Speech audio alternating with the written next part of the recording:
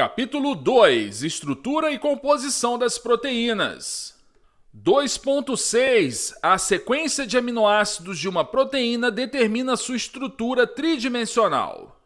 As proteínas são macromoléculas mais versáteis dos sistemas vivos. Elas têm funções cruciais em essencialmente todos os processos biológicos.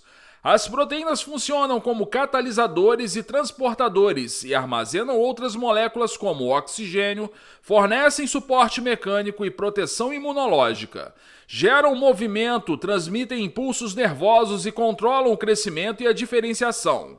Grande parte deste livro se concentrará nas funções das proteínas e em como elas realizam tais funções. Muitas propriedades fundamentais permitem que as proteínas participem em uma grande gama de funções. 1. As proteínas são polímeros lineares construídos a partir de unidades monoméricas chamadas de aminoácidos, os quais são unidos ponta a ponta. A sequência dos aminoácidos ligados uns aos outros é chamada de estrutura primária. De maneira notável, as proteínas se dobram espontaneamente em estruturas tridimensionais, determinadas pela sequência de aminoácidos no polímero proteico.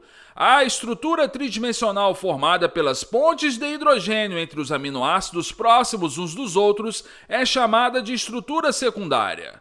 Quanto à estrutura terciária, é formada por interações de longa distância entre os aminoácidos. A função da proteína depende diretamente dessa estrutura tridimensional, figura 2.1. Portanto, as proteínas são a personificação da transição de um mundo unidimensional de sequências para um mundo tridimensional de moléculas capazes de realizar diversas funções.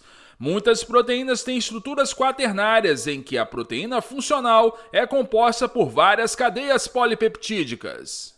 2. As proteínas têm ampla variedade de grupos funcionais. Estes grupos funcionais incluem álcoois, tióis, tioésteres, ácidos carboxílicos, carboxamidas e uma variedade de grupos básicos. A maior parte destes grupos é quimicamente reativa. Quando combinado em várias sequências, este conjunto de grupos funcionais é responsável pelo amplo espectro de funções das proteínas. Por exemplo, suas propriedades relativas são essenciais às funções das enzimas. As proteínas que catalisam reações químicas específicas nos sistemas biológicos, capítulos 8 a 10. 3. As proteínas podem interagir umas com as outras e com outras macromoléculas biológicas para formar complexos proteicos.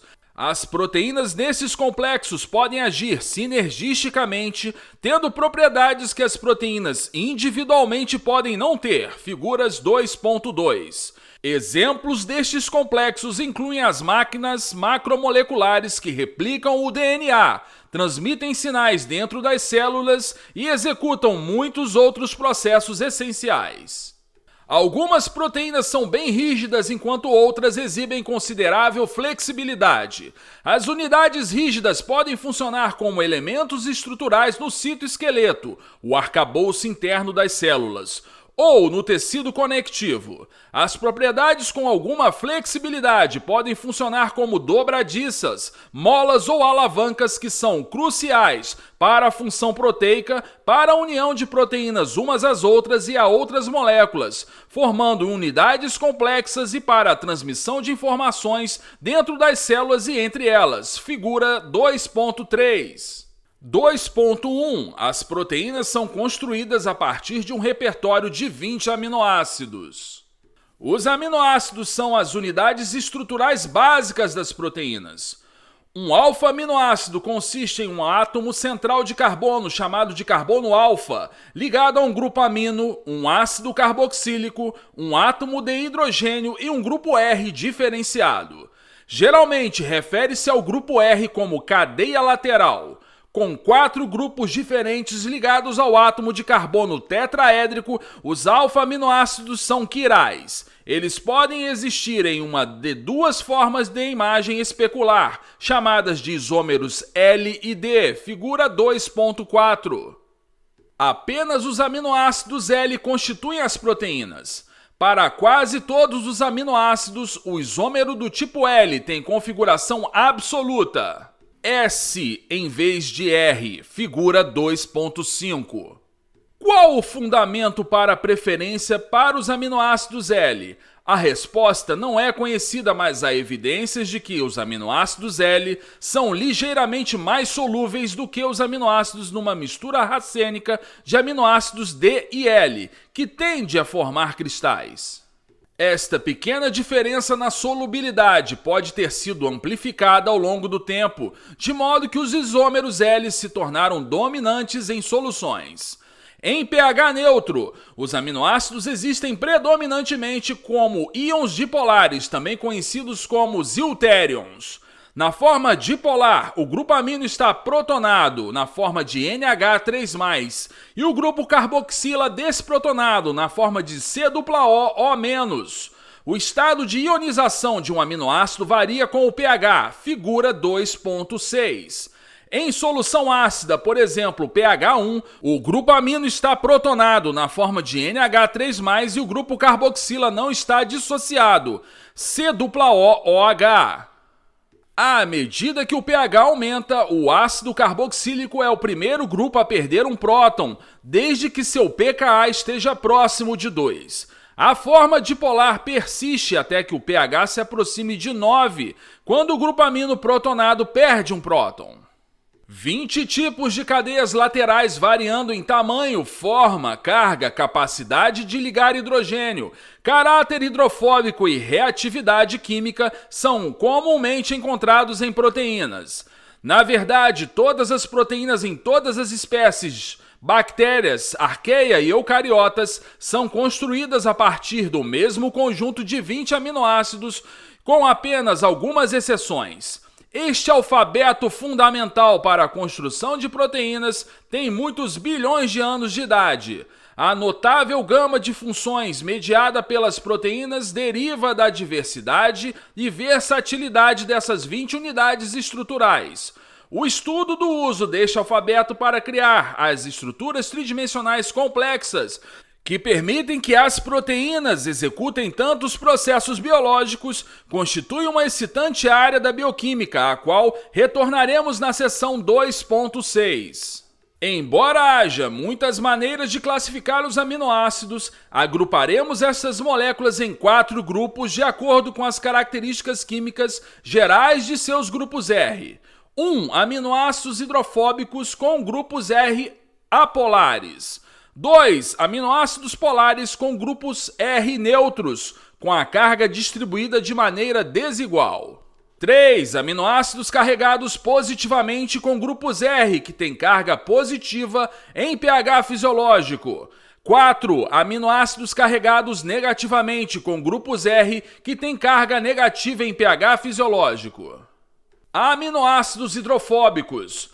O aminoácido mais simples é a glicina, que tem apenas um átomo de hidrogênio como cadeia lateral. Com 2 átomos de hidrogênio ligados ao carbono alfa, a glicina é o único aminoácido aquiral. A alanina, o segundo aminoácido mais simples, tem um grupo metila, CH3, como cadeia lateral, figura 2.7. Cadeias laterais maiores hidrocarbonadas são encontradas na valina, leucina e isoleucina. A metionina tem uma cadeia lateral altamente alifática que inclui um grupo tioéster, enxofre. A cadeia lateral da isoleucina inclui um centro quiral adicional. Apenas o isômero exibido na figura 2.7 é encontrado em proteínas. As cadeias laterais alifáticas maiores são especialmente hidrofóbicas, isto é, elas tendem a se agrupar entre si ao invés de se agrupar com a água. As estruturas tridimensionais das proteínas hidrossolúveis são estabilizadas por esta tendência dos grupos hidrofóbicos de se associarem mutuamente, o que é conhecido como efeito hidrofóbico, capítulo 1. Os diferentes tamanhos e formas dessas cadeias laterais hidrocarbonadas permitem que elas se associem para formar estruturas compactas com pouco espaço vazio. A prolina também tem uma cadeia lateral alifática, mas se diferencia dos demais 20 membros do conjunto de aminoácidos porque sua cadeia lateral é ligada tanto ao átomo de nitrogênio quanto ao carbono alfa. A prolina influencia consideravelmente a arquitetura das proteínas, uma vez que seu anel estrutural a torna mais conformacionalmente restrita que os demais aminoácidos. Dois aminoácidos com cadeias laterais aromáticas relativamente simples fazem parte do repertório fundamental. A fenilalanina, como o nome indica, contém um anel fenílico no lugar de um dos átomos de hidrogênio da alanina. O triptofano tem um grupo indol ligado a um grupo metileno, CH2. O grupo indol é constituído pela fusão de dois anéis contendo um grupo NH. A fenilalanina é puramente hidrofóbica, enquanto o triptofano é menos por conta de seus grupos NH.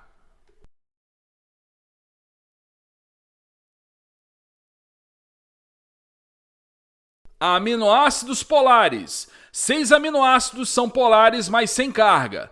3 aminoácidos, serina, treonina e tirosina, têm grupos hidroxila, OH, ligados a uma cadeia lateral hidrofóbica, figura 2.8.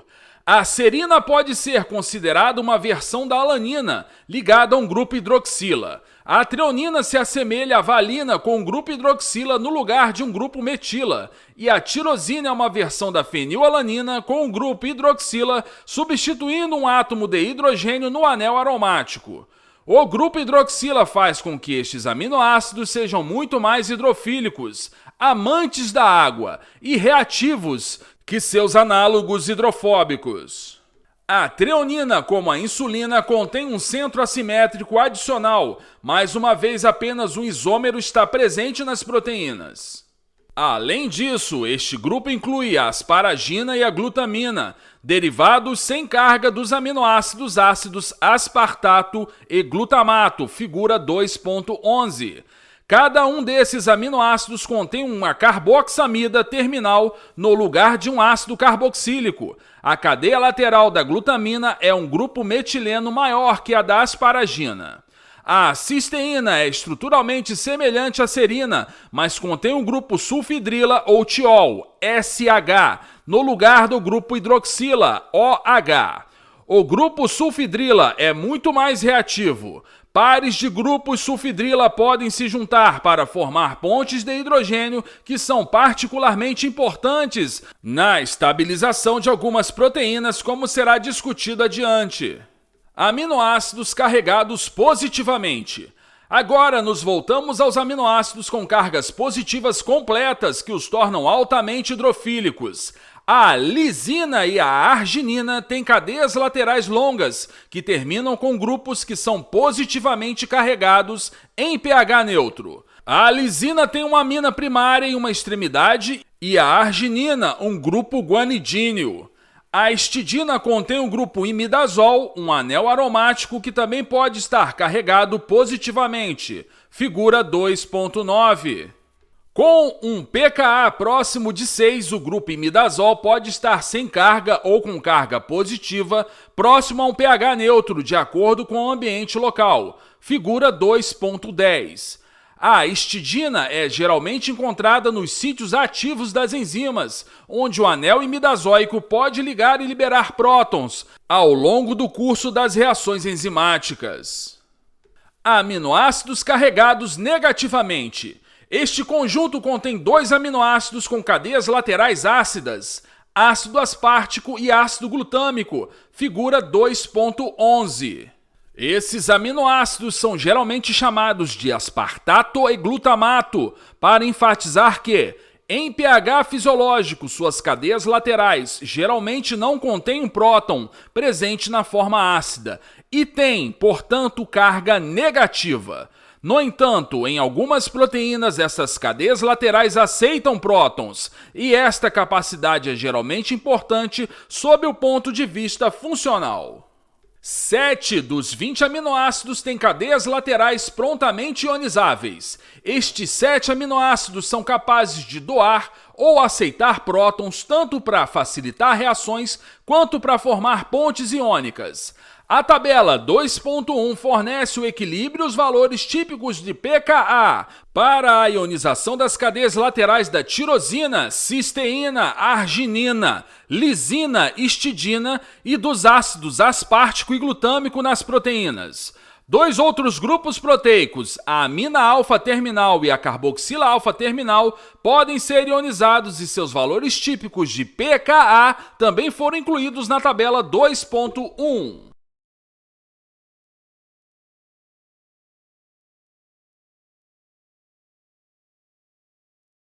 Os aminoácidos são geralmente designados por uma abreviação de 3 letras ou por um símbolo de uma letra, tabela 2.2.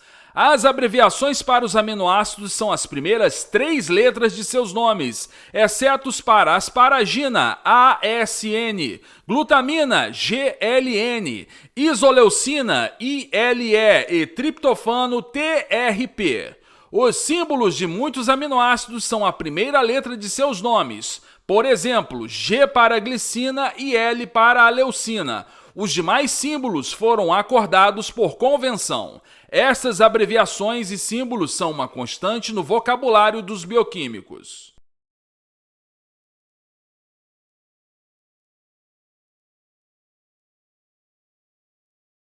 Como os aminoácidos deste conjunto específico tornaram-se os blocos de construção das proteínas?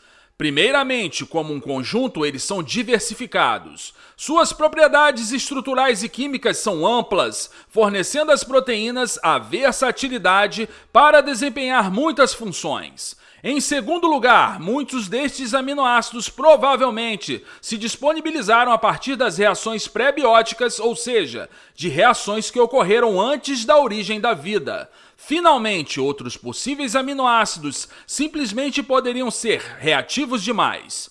Por exemplo, o aminoácido como a homoserina ou a homocisteína tendem a assumir formas pentagonais cíclicas que limitam seu uso em proteínas. Os aminoácidos alternativos encontrados nas proteínas, serina e cisteína, não ciclizam prontamente porque os anéis em suas formas cíclicas são muito pequenos. Figura 2.12. 2.2 Estrutura primária. Os aminoácidos são unidos por ligações peptídicas para formar cadeias polipeptídicas. As proteínas são polímeros lineares formados pela ligação de grupo alfa-carboxila de um aminoácido ao grupo alfa-amino de outro aminoácido. Este tipo de ligação é chamado de ligação peptídica ou ligação amídica. A formação de um dipeptídeo a partir de 2 aminoácidos é acompanhada pela perda de uma molécula de água. Figura 2.13. O equilíbrio desta reação deve-se à hidrólise em vez da síntese na maioria das condições. Logo, a biossíntese de pontes peptídicas requer uma fonte de energia livre. No entanto, ligações peptídicas são cineticamente bem estáveis, uma vez que a taxa de hidrólise é extremamente lenta. A duração de uma ligação peptídica em solução aquosa, na ausência de um catalisador, aproxima-se de 1000 anos. Uma sequência de aminoácidos unidos por ligações peptídicas forma uma cadeia polipeptídica e cada unidade de aminoácido em um polipeptídeo é chamado de resíduo. Uma cadeia polipeptídica tem polaridade porque suas extremidades são diferentes. Um grupo alfa-amino está presente em uma extremidade e um grupo alfa-carboxila na outra.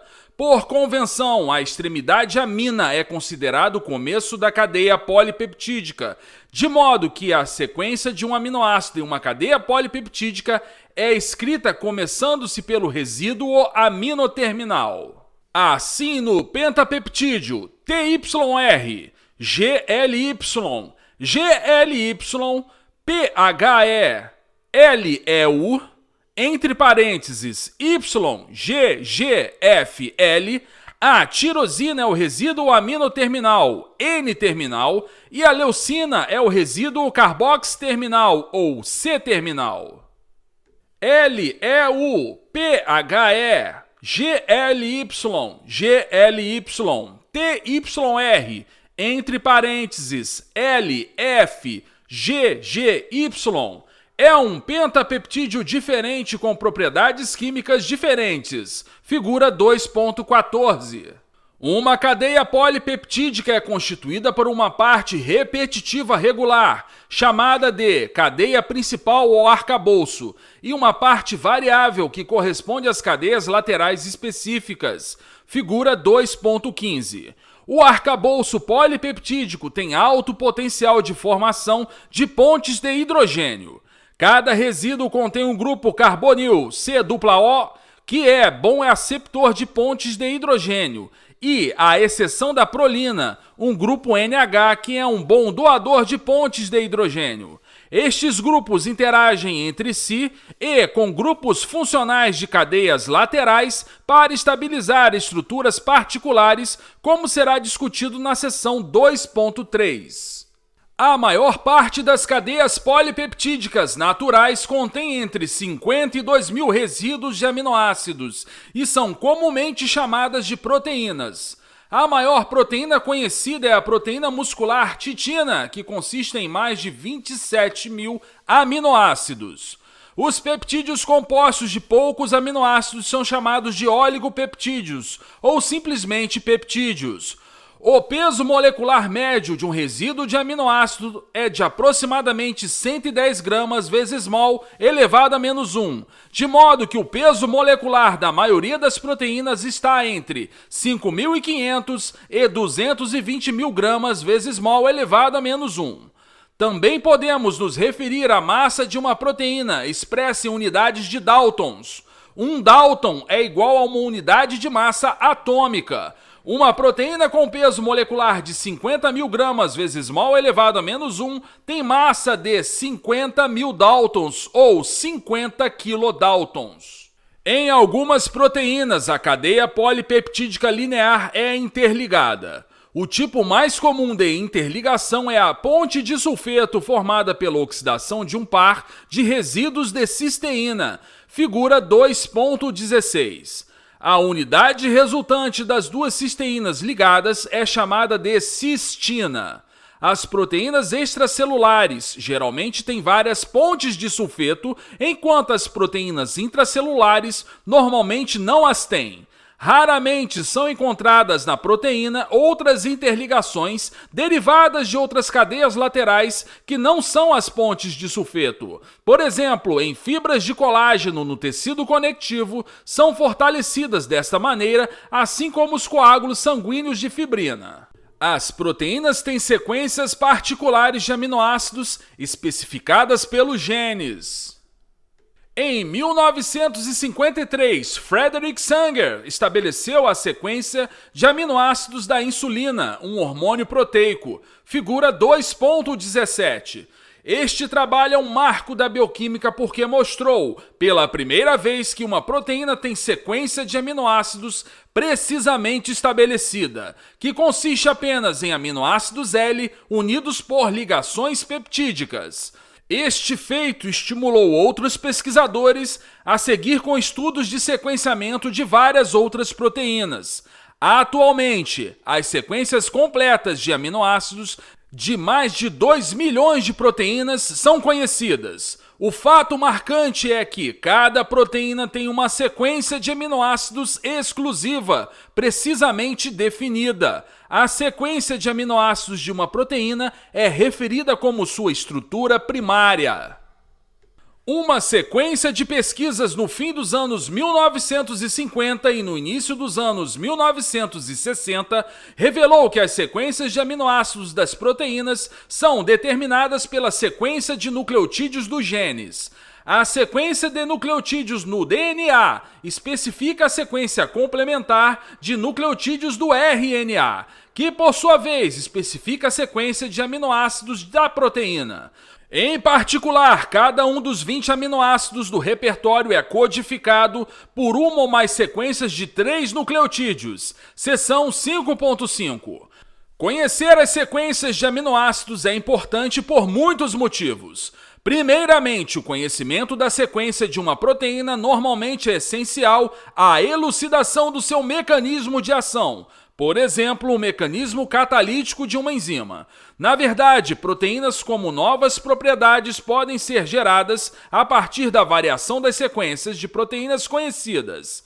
Em segundo lugar, as sequências de aminoácidos determinam a estrutura tridimensional das proteínas. A sequência de um aminoácido é o elo entre a mensagem genética no DNA e a estrutura tridimensional que realiza a função biológica da proteína. As análises das relações entre as sequências de aminoácidos e as estruturas tridimensionais das proteínas estão desvendando as regras que governam o enovelamento das cadeias polipeptídicas. Em terceiro lugar, a determinação da sequência é um componente da patologia molecular, uma área da medicina em rápida ascensão. Alterações na sequência de aminoácidos podem modificar as funções da proteína e causar patologias, doenças graves e às vezes fatais, como a anemia falciforme capítulo 7 e fibrose cística, podem ser causadas por uma mudança em apenas um aminoácido dentro de uma proteína. Em quarto lugar, a sequência de uma proteína revela muito sobre sua história evolutiva. Capítulo 6. As proteínas se assemelham umas às outras em sua sequência de aminoácidos apenas se tem um ancestral em comum. Consequentemente, eventos moleculares na evolução podem ser rastreados a partir das sequências de aminoácidos e paleontologia molecular é uma próspera área de pesquisa. As cadeias polipeptídicas são flexíveis, mas têm restrições conformacionais. A observação da geometria do arcabouço proteico revela diversas propriedades importantes. Em primeiro lugar, a ligação peptídica é essencialmente plana, figura 2.18. Desta maneira, em um par de aminoácidos unidos por uma ligação peptídica, 6 átomos alinham-se no mesmo plano, o carbono alfa e o grupo carboxi do primeiro aminoácido e o grupo amino e o carbono alfa do segundo aminoácido. Em um peptídeo, a natureza química dessa ligação é responsável pela conformação plana da ligação que altera entre uma ligação simples e dupla. Em função deste caráter de dupla ligação, a rotação em torno dessa ligação é evitada e assim a conformação do arcabouço do peptídeo é restrita. O caráter de dupla ligação também é exibido por meio do comprimento da ponte entre os grupos carbono e oxigênio e nitrogênio e hidrogênio, ou seja, grupos carboxi e amino. A distância carbono-nitrogênio em uma ligação peptídica é tipicamente de 1,32 angstrom, valor intermediário entre os esperados para uma ligação carbono-nitrogênio simples, 1,49 angstroms, e uma ligação carbono dupla nitrogênio de 1,27 angstroms, como mostrado na figura 2.19. Finalmente, a ligação peptídica não tem carga, permitindo que polímeros de aminoácidos unidos por ligações peptídicas formem estruturas globulares densamente compactadas. Duas configurações são possíveis para uma ligação peptídica plana. Na configuração trans, os dois átomos de carbono alfa estão em lados opostos da ligação peptídica. Na configuração cis, estes grupos estão do mesmo lado da ligação peptídica. Praticamente todas as ligações peptídicas das proteínas são trans. Esta preferência para a configuração trans em detrimento da cis pode ser explicada porque colisões estéricas entre os grupos unidos ao carbono alfa impedem a formação da configuração cis, mas não ocorrem na trans. Figura 2.20. Claramente, as ligações peptídicas cis mais comuns são as X-Pro. Estas ligações têm menos preferências pela configuração trans porque o nitrogênio da prolina é ligado a dois átomos de carbono tetraédricos, limitando as diferenças estéricas entre as formas cis e trans. Figura 2.21.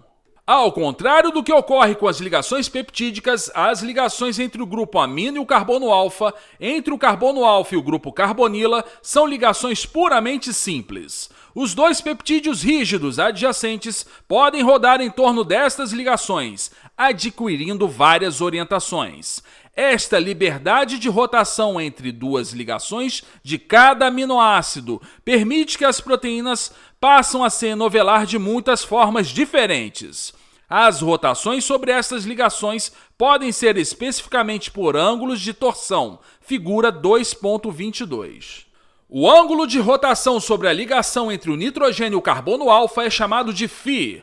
O ângulo de rotação sobre a ligação entre o carbono alfa e o átomo de carbono do carbonil é chamado de ψ. Uma rotação no sentido horário sobre ambas as ligações, como a observada quando o átomo de nitrogênio desloca-se na direção do carbono alfa ou quando o grupo carbonil desloca-se em direção ao carbono alfa, corresponde a um valor positivo. Os ângulos de φ e ψ determinam o trajeto da cadeia polipeptídica. Todas as combinações φ e ψ são possíveis? Gopal-Samudram Ramchandran reconheceu que muitas combinações não são possíveis em função das colisões estéricas entre os átomos. Os valores permitidos podem ser vistos em um gráfico bidimensional chamado de diagrama de Ramachandran, figura 2.23. 3/4 das combinações possíveis entre φ e ψ foram excluídas, simplesmente pelas colisões estéricas locais. A exclusão estérica, o fato de que dois átomos não podem estar no mesmo lugar ao mesmo tempo, pode ser um poderoso fundamento de organização das proteínas. A capacidade dos polímeros biológicos como as proteínas de se inovelar em estruturas bem definidas é termodinamicamente notável. Um polímero desnovelado existe como uma mola aleatória. Cada cópia de um polímero desnovelado terá conformações diferentes, resultando em uma mistura de muitas conformações possíveis. A entropia favorável à mistura de muitas conformações se opõe ao enovelamento e deve ser superada por interações que favoreçam a forma enovelada. Desta maneira, polímeros altamente flexíveis com um grande número de conformações possíveis não se enovelam em estruturas exclusivas.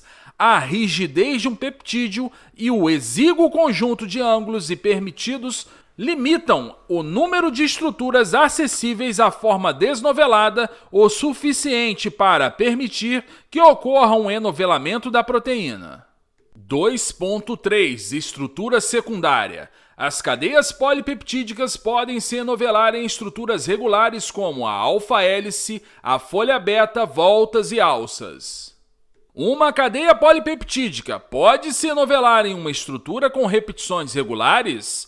Em 1951, Linus Pauling e Robert Corey propuseram duas estruturas periódicas chamadas de alfas-hélice e folhas beta, preguiada. Subsequentemente, outras estruturas como a volta beta e o laço ômega foram identificadas.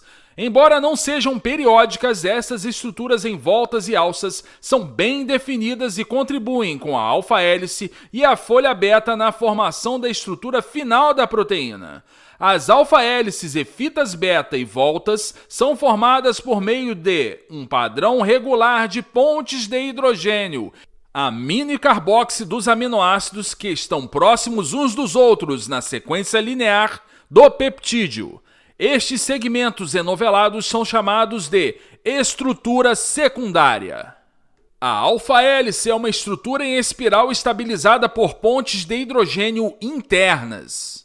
Ao avaliar estruturas em potencial, Pauling e Corey consideraram quais conformações dos peptídeos seriam estericamente permitidas e quais explorariam melhor a capacidade de formação de pontes de hidrogênio dos grupos amino e carboxi do arcabouço peptídico. A primeira de suas estruturas propostas, a alfa-hélice, é uma estrutura em forma de bastão, figura 2.24. Um arcabouço espiralado forma a parte interna do bastão e as cadeias laterais se estendem para fora em uma forma de hélice.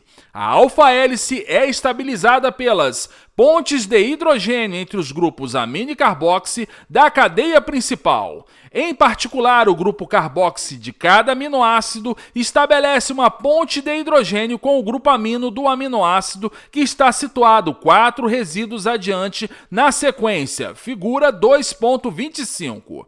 Desta maneira, exceto para os aminoácidos que estão próximos às extremidades de uma alfa-hélice, Todos os grupos carboxiamino da cadeia principal estão ligados por pontes de hidrogênio.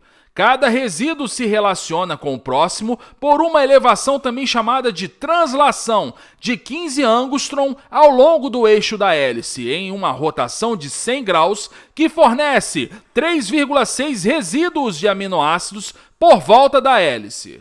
Assim, os aminoácidos distantes de 3 a 4 resíduos na sequência estão espacialmente bem próximos uns dos outros na alfa-hélice.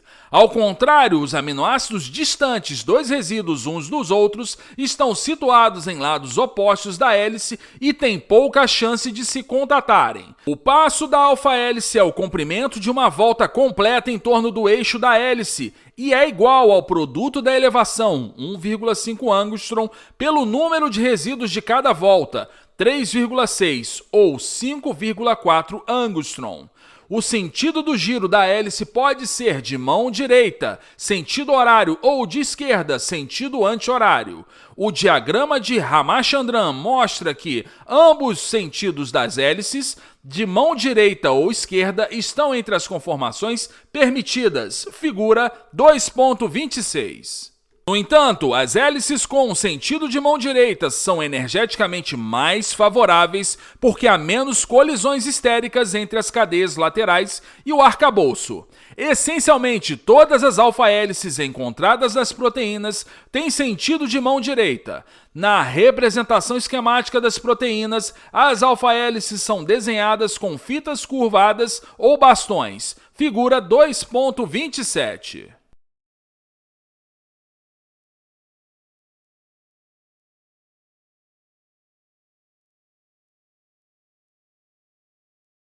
Nem todos os aminoácidos podem ser prontamente acomodados em uma alfa-hélice. Ramificações do átomo de carbono beta, como na valina, treonina e isoleucina, tendem a desestabilizar as alfas-hélices em função das colisões estéricas. A serina, o aspartato e a asparagina também tendem a desestabilizar as alfas-hélices porque suas cadeias laterais têm doadores e aceptores de pontes de hidrogênio próximos à cadeia principal, onde competem com grupos amino e carboxi da cadeia principal. A prolina também desestabiliza as alfas-hélices porque não tem grupo amino e porque sua estrutura em anel evita que assuma o valor φ necessário para a conformação de alfa-hélice. O conteúdo de alfas-hélices nas proteínas varia amplamente, de nenhum a quase 100%. Por exemplo, cerca de 75% dos resíduos de ferritina, uma proteína que auxilia no armazenamento de ferro, estão em alfas-hélices, figura 2.28. De fato, cerca de 25% de todas as proteínas solúveis são compostas de alfas-hélices conectadas por alças e voltas das cadeias polipeptídicas. As alfas-hélices isoladas têm normalmente menos de 45 angstroms de comprimento. Muitas proteínas que atravessam as membranas biológicas também contêm alfas-hélices. As folhas beta são estabilizadas por pontes de hidrogênio entre as fitas polipeptídicas. Paulo e Corey propuseram outro padrão periódico estrutural que chamaram de folha beta preguiada. Beta porque era a segunda estrutura que eles elucidaram, a alfa-hélice foi a primeira. A folha beta preguiada, ou mais simplesmente folha beta, é consideravelmente diferente da alfa-hélice. Ela é composta por 2 ou mais cadeias polipeptídicas chamadas de fitas beta. Uma fita beta é praticamente toda estendida, em vez de bem espiralada como na alfa-hélice. Uma faixa de estruturas estendidas é estericamente possível. Figura 2.29. A distância entre dois aminoácidos adjacentes ao longo da fita beta é de aproximadamente 3,5 angstrom, em contraste com a distância de 1,5 angstrom na alfa-hélice. As cadeias laterais dos aminoácidos adjacentes apontam para direções opostas, figura 2.30. Uma folha beta é formada por meio da ligação de 2 ou mais fitas beta dispostas próximas umas às outras através de pontes de hidrogênio. As cadeias adjacentes nas folhas betas podem se dispor em direções opostas, folha beta antiparalela, ou na mesma direção, folha beta paralela. Na organização antiparalela, os grupos amino e carboxi de cada aminoácido estabelecem, respectivamente, pontes de hidrogênio com os grupos carboxi e amino de um parceiro na cadeia adjacente, figura 2.31. Na organização paralela, o esquema do estabelecimento das pontes de hidrogênio é um pouco mais complicado. Para cada aminoácido, o grupo amino estabelece pontes de hidrogênio com o grupo carboxi de um aminoácido na fita adjacente, enquanto o grupo carboxi estabelece pontes de hidrogênio com o grupo amino do aminoácido que situa-se a 2 resíduos de distância ao longo da cadeia, figura 2.32. Muitas fitas, tipicamente 4 ou 5 ou até mesmo 10 ou mais, podem se unir em folhas beta. Tais folhas beta podem ser exclusivamente antiparalelas, exclusivamente paralelas ou mistas, figura 2.33. Em representações esquemáticas, as fitas betas são normalmente desenhadas como setas largas com as cabeças voltadas para a extremidade carboxy terminal, indicando o tipo de folha beta formada, paralela ou antiparalela. Mais diversas estruturalmente que as alfas-hélices, as folhas betas podem ser praticamente planas, mas podem ter uma forma retorcida, figura 2.34. A folha beta é um elemento estrutural importante de muitas proteínas. Por exemplo, as proteínas que se ligam aos ácidos graxos importantes para o metabolismo lipídico são quase todas compostas por folhas beta, figura 2.35. As cadeias polipeptídicas podem mudar de direção fazendo voltas reversas e alças. A maioria das proteínas tem formas compactas, globulares, em decorrência de reversões na direção de suas cadeias polipeptídicas. Muitas dessas reversões são devidas a um elemento estrutural comum chamado de volta reversa, também conhecido como volta beta ou volta em forma de U, ilustrada na figura 2.36. Em muitas voltas reversas, o grupo carboxi do resíduo I de um polipeptídeo estabelece uma ponte de hidrogênio com o grupo amino do resíduo I mais 3. Esta interação estabiliza mudanças abruptas na direção da cadeia polipeptídica. Em outros casos, estruturas mais elaboradas são responsáveis pelas reversões da cadeia. Tais estruturas são chamadas alças, ou por vezes de alças ômega, sugerindo uma forma geral.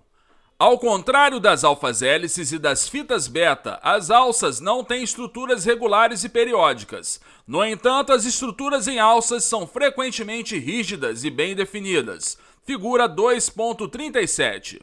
As voltas e alças invariavelmente se encontram na superfície das proteínas e, portanto, geralmente participam nas interações entre proteínas e outras moléculas. Proteínas fibrosas fornecem suporte estrutural para as células e tecidos. Tipos especiais de hélices estão presentes em 2 proteínas, alfa-queratina e colágeno. Estas proteínas formam fibras longas que têm um papel estrutural. A alfa-queratina, que é o componente principal da lã, do cabelo e da pele, consiste em 2 alfas-hélices de mão direita entrelaçadas para formar um tipo de superhélice de mão esquerda chamada de superhélice de hélices alfa. A alfa-queratina é um membro de uma superfamília de proteínas conhecido como proteínas com superhélices, figura 2.38. Nestas proteínas, 2 ou mais alfas-hélices podem se entrelaçar para formar uma estrutura bem estável que tem um comprimento de 1000 angstroms, 100 nanômetros ou 0,1 micrômetro ou mais. Há aproximadamente 60 membros dessa família em humanos, incluindo os filamentos intermediários, proteínas que fazem parte do citoesqueleto, arcabouço interno da célula, e as proteínas musculares, miosina e tropomiosina, seção 35.2. Os membros desta família são caracterizados por uma região central de 300 aminoácidos, que contém repetições imperfeitas de uma sequência de 7 aminoácidos, chamada de repetição em heptade.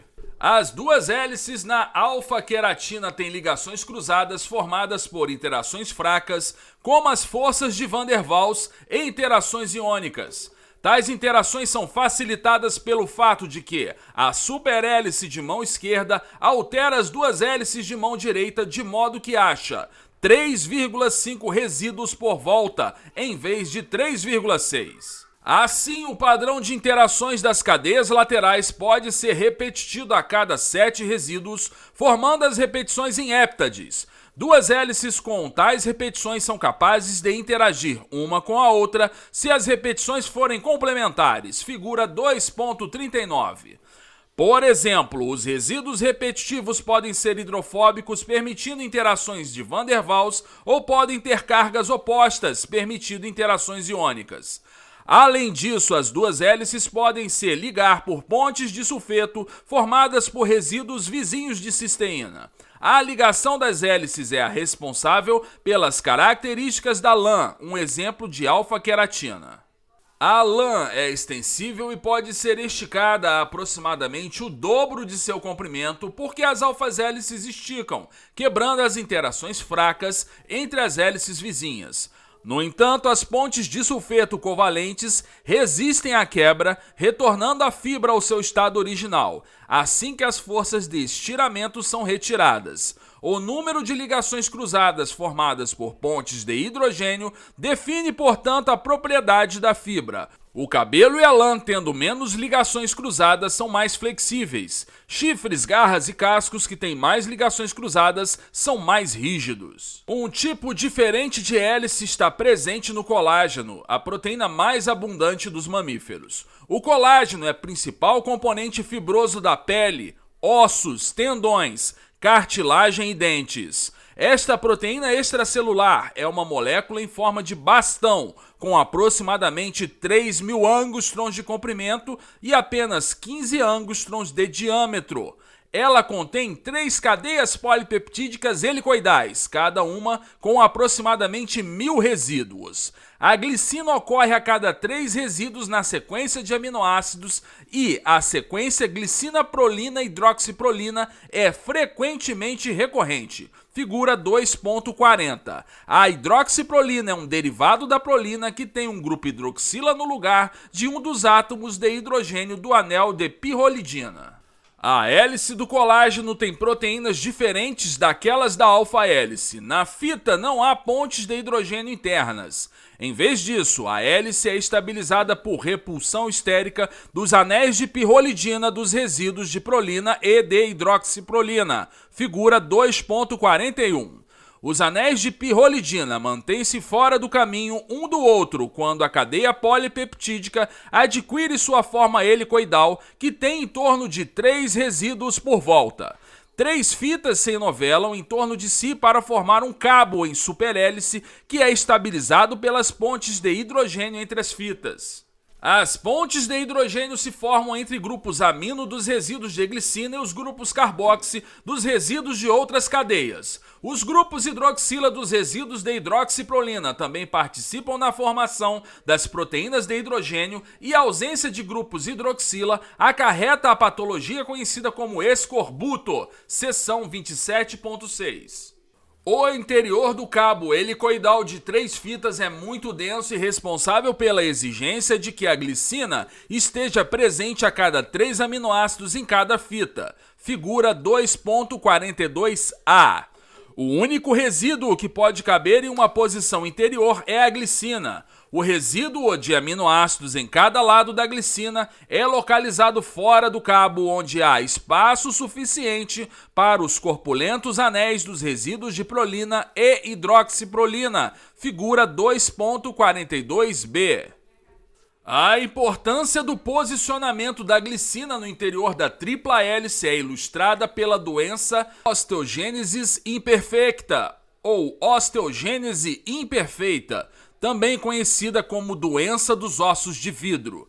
Nesta doença, que pode variar de moderada a muito grave, outros aminoácidos substituem o resíduo interno de glicina.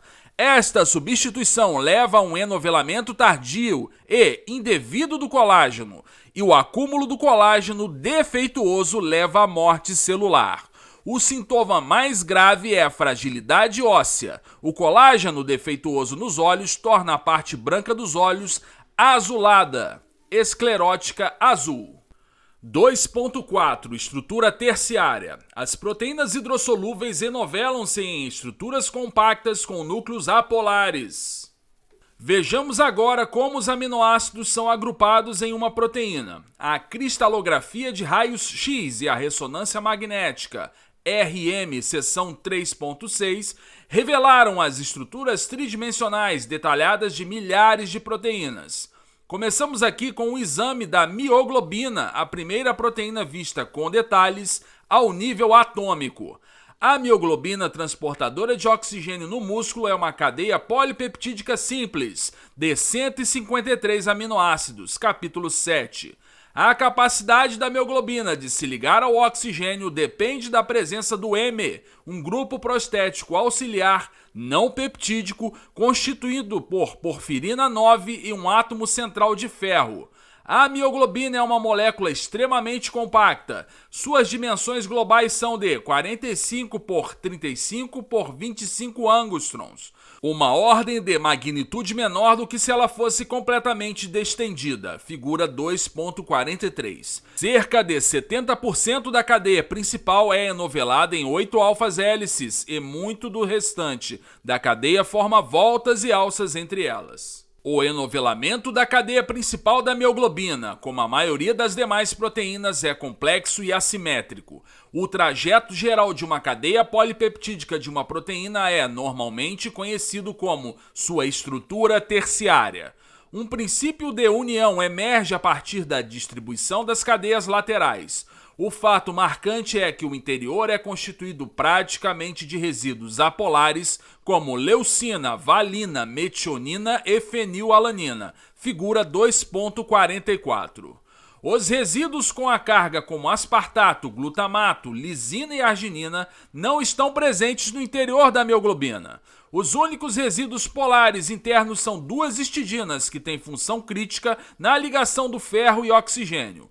O exterior da mioglobina, por outro lado, é constituído tanto por resíduos polares quanto por apolares. O modelo de preenchimento espacial mostra que há muito pouco espaço vazio no interior. Esta distribuição contrastante entre os resíduos polares e apolares mostra uma característica chave na arquitetura proteica. Em um meio aquoso, o enovelamento das proteínas é dirigido pela forte tendência dos resíduos hidrofóbicos de serem excluídos da água.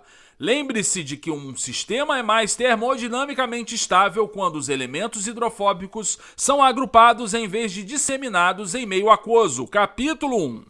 Portanto, a cadeia polipeptídica se enovela de modo que as cadeias laterais se internalizem, enquanto suas cadeias polares carregadas se dispõem na superfície.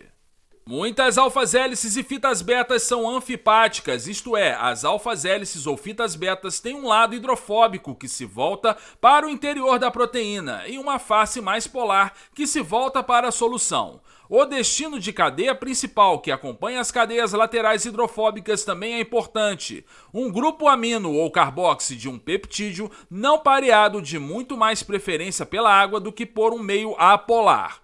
O segredo da internalização de um segmento da cadeia principal em um ambiente hidrofóbico é parear todos os grupos amino e carboxi por meio de pontes de hidrogênio. Este pareamento é ordenado obtido em uma alfa-hélice ou folha beta. As interações de Van der Waals entre as cadeias laterais hidrocarbonadas fortemente unidas contribuem para a estabilização das proteínas. Podemos agora entender por que o conjunto de 20 aminoácidos contém muitos que diferem discretamente em tamanho e forma. Eles fornecem uma gama de elementos de escolha que preenchem perfeitamente o interior da proteína, assim maximizando as interações de Van der Waals que demandam contato íntimo.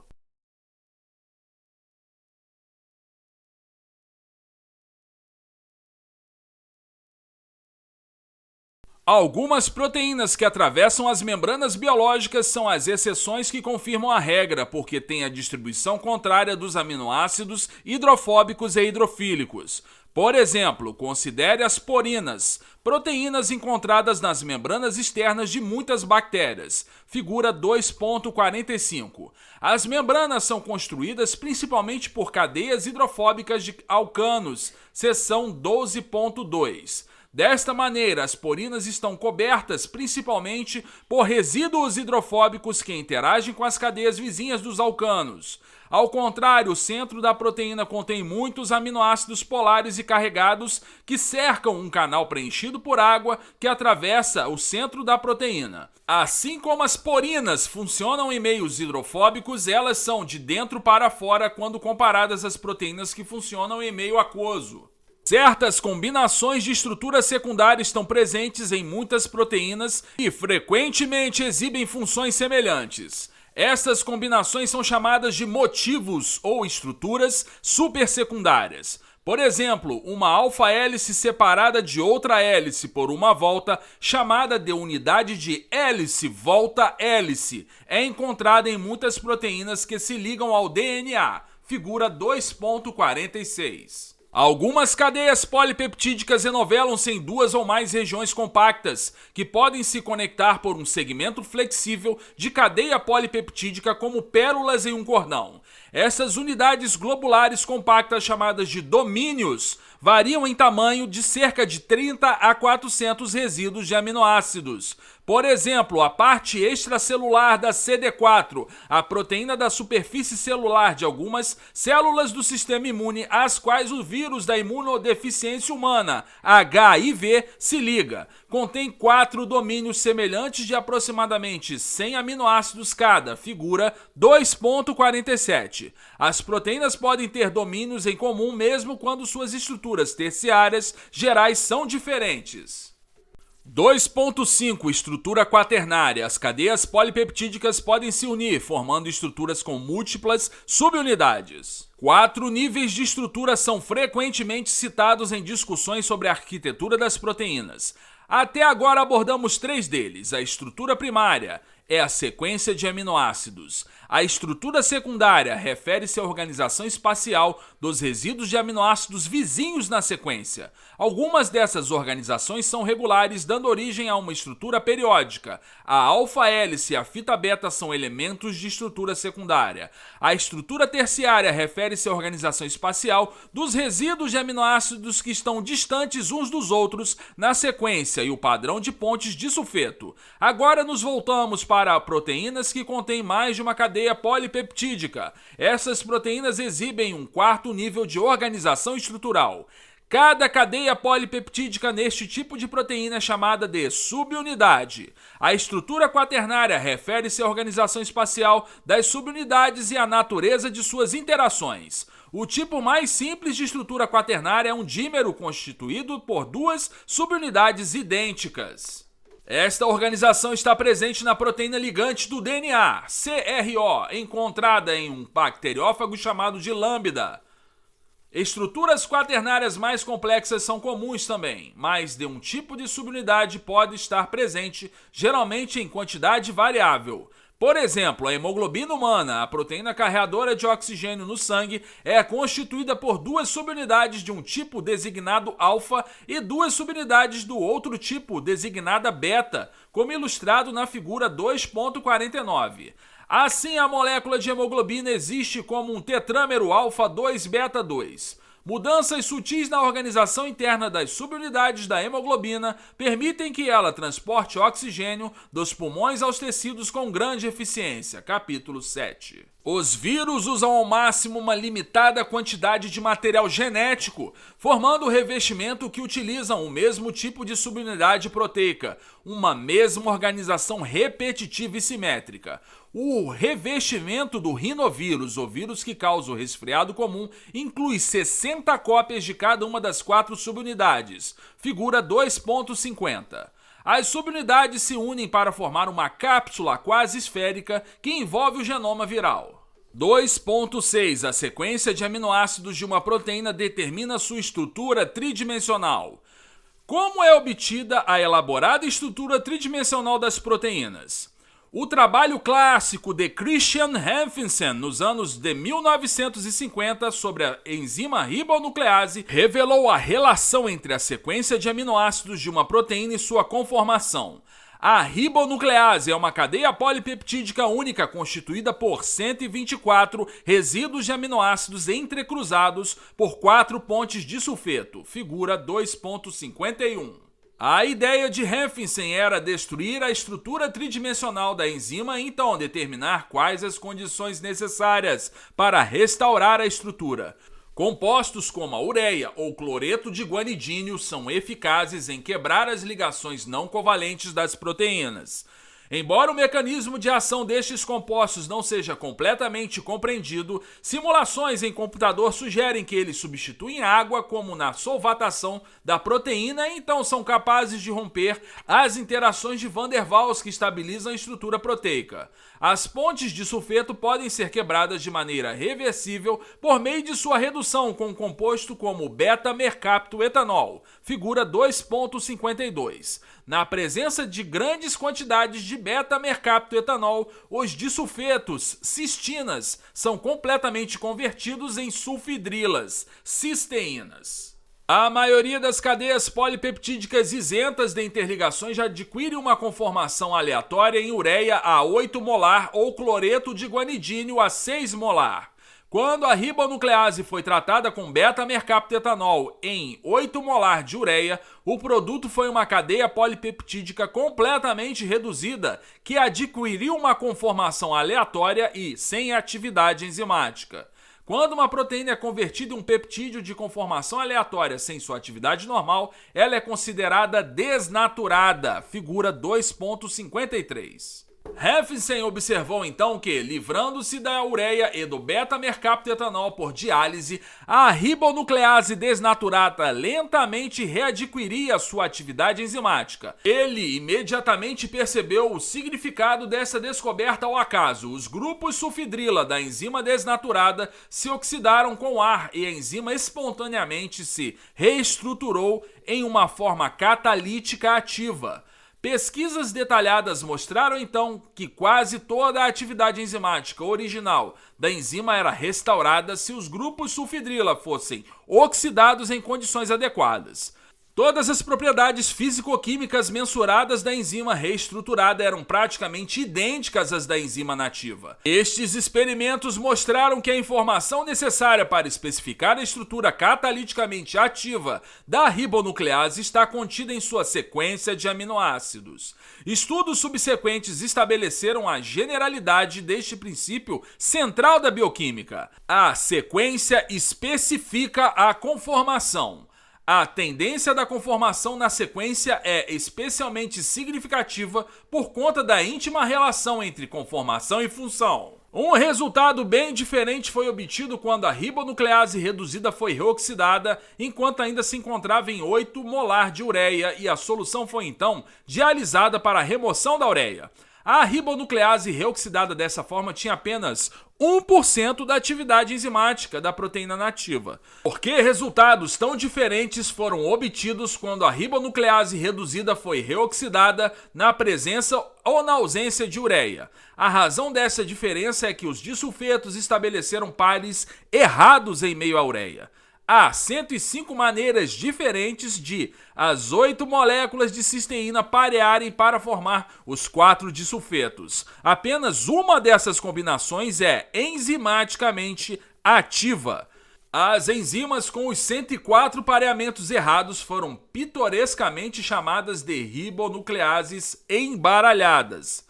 Hanfingsen descobriu que a ribonuclease embaralhada se convertia espontaneamente em ribonuclease nativa completamente ativa quando pequenas quantidades de beta-mercaptoetanol eram adicionadas a uma solução aquosa da proteína, figura 2.54. O beta-mercaptoetanol adicionado catalisava a reorganização do pareamento de disulfetos até que a estrutura nativa era obtida em cerca de 10 horas. Este processo era dirigido pela queda de energia livre, à medida que as conformações embaralhadas eram convertidas nas conformações estáveis nativas da enzima. Os pareamentos nativos de disulfetos da ribonuclease contribuem então para a estabilização da estrutura termodinamicamente perfeita. Experimentos semelhantes de renaturação foram realizados com muitas outras proteínas. Em muitos casos, a estrutura nativa pode ser gerada dadas as condições apropriadas. Para outras proteínas, no entanto, a renaturação não ocorre de maneira eficiente. Nestes casos, as moléculas de proteínas desnaturadas ficam embaralhadas umas às outras e formam agregados. Dentro das células, proteínas chamadas chaperonas bloqueiam tais interações indevidas. Além disso, está agora evidente que algumas proteínas não adquirem uma estrutura definida até que interajam com parceiros moleculares, como veremos em breve. Os aminoácidos têm diferentes tendências para formarem alfas-hélices, folhas e voltas beta. Como a sequência de aminoácidos de uma proteína pode especificar sua estrutura tridimensional? Como uma cadeia polipeptídica desenovelada pode adquirir a forma de uma proteína nativa? Essas questões fundamentais da bioquímica podem ser abordadas por meio de uma pergunta mais simples. O que determina se uma sequência em particular em uma proteína forma uma alfa-hélice, uma fita beta ou uma volta? Uma fonte de inspiração é a observação da frequência de ocorrência de resíduos específicos de aminoácidos nessas estruturas secundárias, tabela 2.3. Resíduos como alanina, glutamato e leucina tendem a estar presentes em alfas-hélices, enquanto a valina e a isoleucina tendem a estar presentes em fitas beta. A glicina, a asparagina e a prolina são mais propensas a ter voltas. Estudos de proteínas e peptídeos sintéticos revelam algumas razões dessas preferências. A alfa-hélice pode ser considerada a conformação padrão. A ramificação no átomo de carbono beta, como na valina, na treonina e na isoleucina, tende a desestabilizar as alfas-hélices, em decorrência das colisões estéricas. Estes resíduos são prontamente acomodados na folha beta, nas quais suas cadeias laterais projetam para fora do plano que contém a cadeia principal. A serina, o aspartato e a asparagina tendem a desestabilizar as alfas-hélices, porque suas cadeias laterais contêm doadores e aceptores de pontes de hidrogênio bem próximos à cadeia principal, competindo dessa maneira pelos grupos amino e carboxi dessa cadeia. A prolina tende a desestabilizar tanto a alfa-hélice quanto a fita beta, porque não tem grupo amino e porque a estrutura de seu anel restringe seu valor de Φ a aproximadamente 60 graus. A glicina prontamente se encaixa em todas as estruturas e, por esta razão, não favorece a formação da alfa-hélice em particular. Podemos predizer a estrutura secundária de uma proteína utilizando este conhecimento sobre as preferências conformacionais dos resíduos de aminoácidos? Predições acuradas sobre a estrutura secundária adotada mesmo por uma cadeia polipeptídica pequena provaram ser difíceis. Qual o obstáculo de uma predição mais exata? Observe que as preferências conformacionais de um aminoácido não são claramente indicadas para uma estrutura. Tabela 2.3. Por exemplo, o glutamato, um dos mais importantes integrantes da alfa-hélice, prefere a alfa-hélice à fita beta apenas por um fator de 2.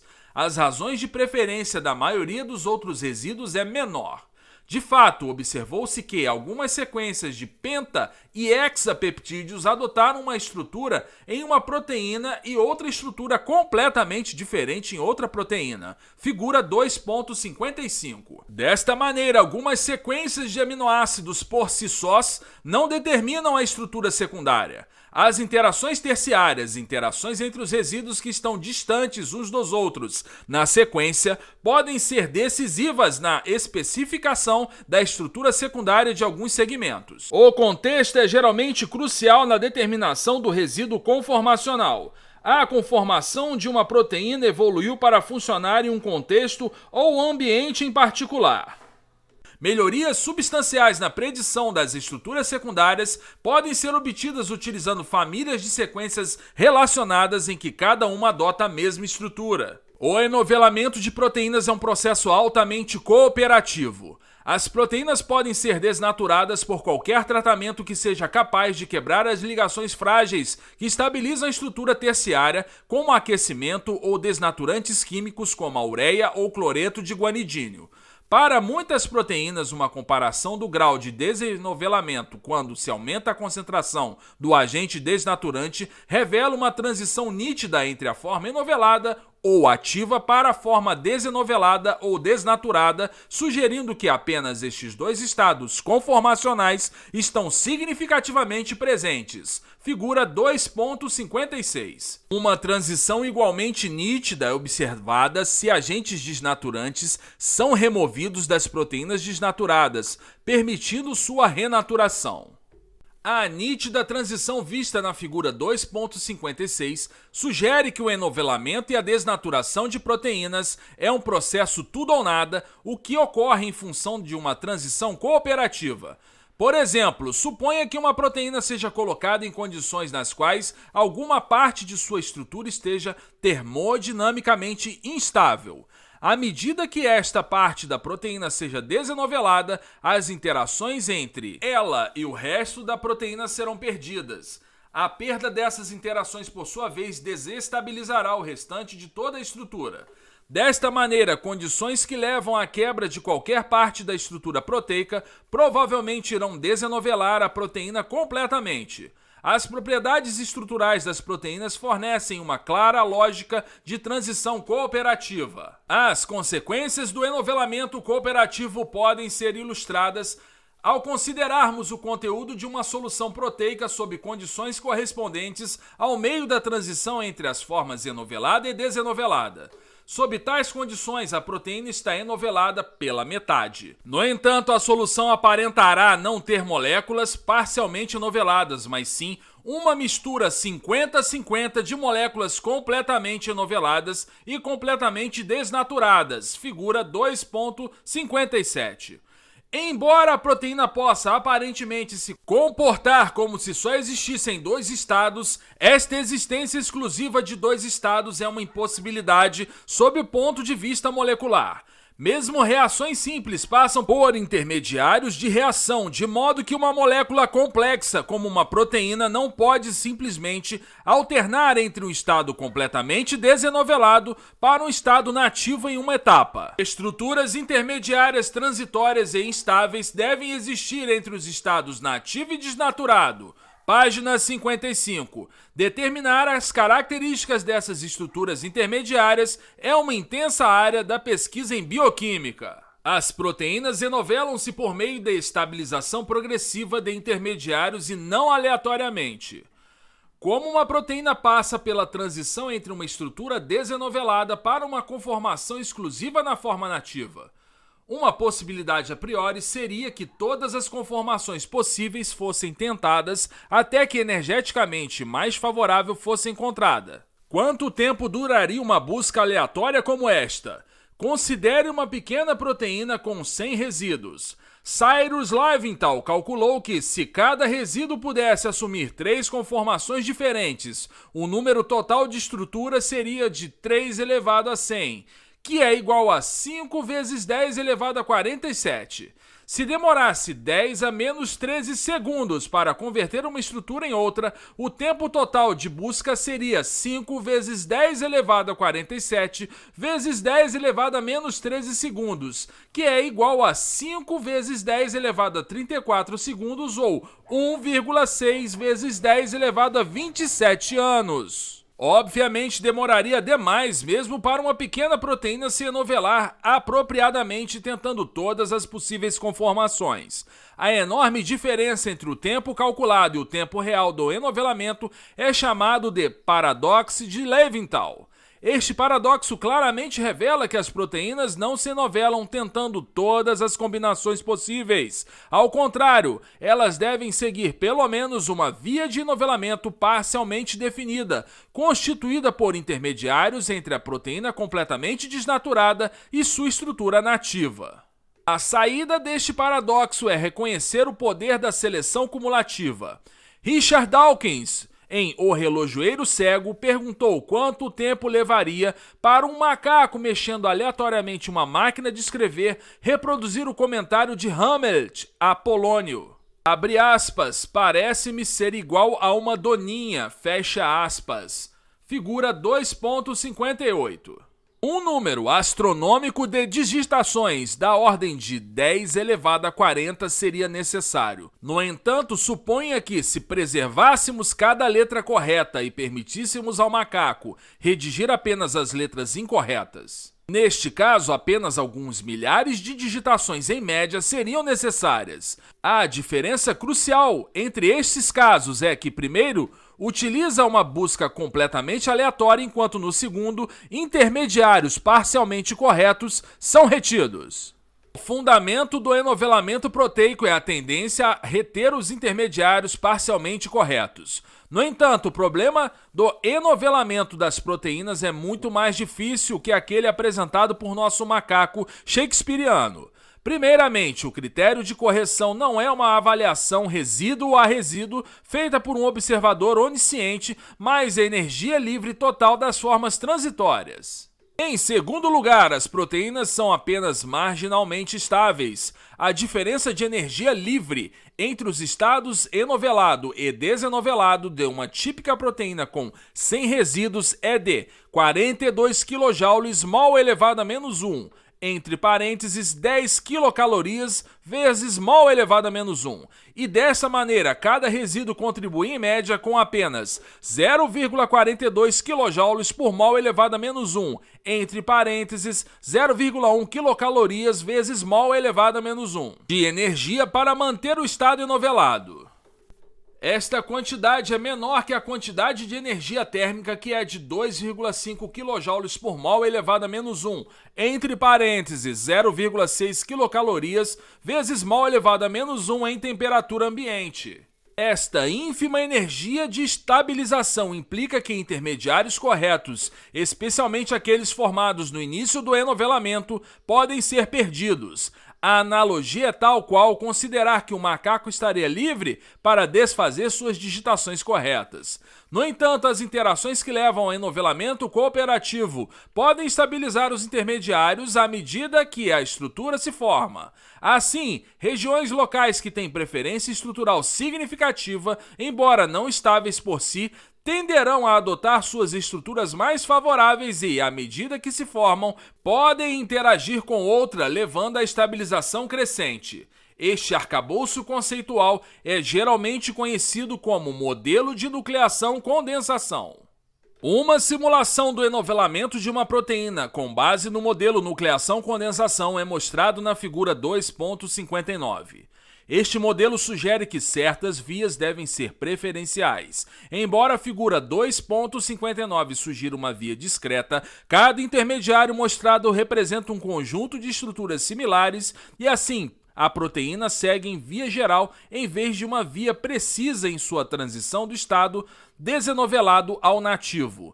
A superfície de energia do processo geral do enovelamento de proteína pode ser visualizada como um funil, figura 2.60. A borda larga do funil representa a ampla faixa de estruturas acessíveis ao conjunto de proteínas desnaturadas. À medida que a energia livre da população de moléculas de proteína diminui, as proteínas se movem para partes mais estreitas do funil e um número menor de conformações é acessível. Na base do funil está o estado enovelado, com sua conformação bem definida. Muitas vias podem levar a esta mesma energia mínima. A predição da estrutura tridimensional a partir da sequência de aminoácidos continua sendo um grande desafio. A predição da estrutura tridimensional a partir da sequência de aminoácidos mostrou ser extremamente difícil. Como vimos, a sequência local aparentemente determina apenas de 60% a 70% da estrutura secundária. Interações de longa distância são necessárias para manter a estrutura secundária completa e a estrutura terciária. Pesquisadores estão investigando duas abordagens completamente diferentes para predizer a estrutura tridimensional a partir das sequências dos aminoácidos. A primeira é a predição ab initio, do latim do começo, que tenta predizer o enovelamento de uma sequência de aminoácidos sem conhecimento prévio sobre sequências similares em estruturas de proteínas conhecidas. Cálculos computadorizados são utilizados para tentar minimizar a energia livre da estrutura com uma determinada sequência de aminoácidos ou para simular o processo de enovelamento. A utilidade desses métodos é limitada pelo vasto número de conformações possíveis, pela pequena estabilidade de proteínas e pela energia irrisória das interações fracas em solução aquosa. A segunda abordagem beneficia-se do nosso crescente conhecimento sobre as estruturas tridimensionais de muitas proteínas. Nesses métodos baseados em conhecimento, uma sequência de aminoácidos de uma estrutura desconhecida é examinada para verificar sua compatibilidade com estruturas de proteínas ou fragmentos conhecidos. Se uma correspondência significativa for detectada, a estrutura conhecida pode ser usada como modelo inicial. Métodos fundamentados em conhecimento têm sido fontes de muitas ideias sobre a conformação tridimensional de proteínas que têm sequências conhecidas, mas estruturas desconhecidas. Algumas proteínas não têm estruturas intrínsecas e podem existir em múltiplas conformações. A discussão sobre o enovelamento de proteínas baseia-se em grande parte no paradigma de que uma determinada sequência de aminoácidos se enovelará em uma estrutura tridimensional em particular. Este paradigma é bem estabelecido para muitas proteínas, como enzimas e proteínas transportadoras. No entanto, já é sabido há algum tempo que algumas proteínas podem adotar duas estruturas diferentes, uma destas responsável por agregação proteica e patologias. Página 57. Estas estruturas alternativas que se originam a partir de uma única sequência de aminoácidos eram consideradas raras, à exceção do paradigma. No entanto, trabalhos recentes questionaram a universalidade da ideia de que cada sequência de aminoácidos dá origem a uma estrutura para algumas proteínas, mesmo em condições de células fisiológicas. Nosso primeiro exemplo é uma classe de proteínas conhecidas como proteínas intrinsecamente desestruturadas, conhecidas pela sigla PID.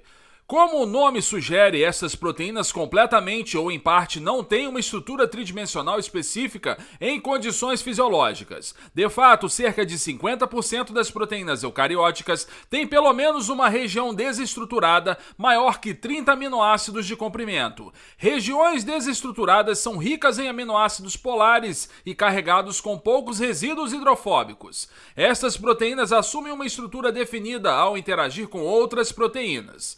Esta versatilidade molecular significa que uma proteína pode assumir estruturas diferentes e interagir com parceiros diferentes, resultando em funções biológicas diferentes. As proteínas intrinsecamente desestruturadas parecem ser especialmente importantes na sinalização e nas vias regulatórias. Outra classe de proteínas que não se encaixam no paradigma são as proteínas metamórficas. Parece que estas proteínas existem em um conjunto de estruturas de energias quase iguais que estão em equilíbrio. Pequenas moléculas ou outras proteínas podem se ligar a um membro em particular do conjunto, constituindo um complexo que tem uma função bioquímica que difere de outro complexo formado pela mesma proteína metamórfica ligada a um parceiro diferente. Um exemplo especialmente claro de proteína metamórfica é a citocina linfotactina. As citocinas são moléculas de sinalização do sistema imune que se ligam a proteínas receptoras na superfície das células do sistema imune, estimulando a resposta imunológica. A linfotactina. Existem duas estruturas bem diferentes que estão em equilíbrio. Figura 2.61. A estrutura característica das quimiocinas é de uma folha beta de 3 fitas e uma hélice carboxy terminal. Esta estrutura se liga ao seu receptor e o ativa. A estrutura alternativa é um dímero idêntico de folhas beta. Quando nessa estrutura, a linfotactina se liga ao glicosaminoglicano, um carboidrato complexo. Capítulo 11. As atividades bioquímicas de cada estrutura são mutuamente exclusivas. A estrutura da citocina não pode se ligar ao glicosaminoglicano e a estrutura em folha beta não pode ativar o receptor. No entanto, notavelmente, ambas as atividades são necessárias para a atividade bioquímica completa da citocina. Observe que as proteínas intrinsecamente desestruturadas e as proteínas metamórficas expandem efetivamente a capacidade codificante do genoma. Em alguns casos, um gene pode codificar uma simples proteína que tem mais de uma estrutura e função. Estes exemplos ilustram também a natureza dinâmica do estudo da bioquímica e sua excitação inerente. Mesmo ideias bem estabelecidas são geralmente sujeitas a modificações. Erros no enovelamento e agregação de proteínas estão relacionadas com algumas doenças neurológicas.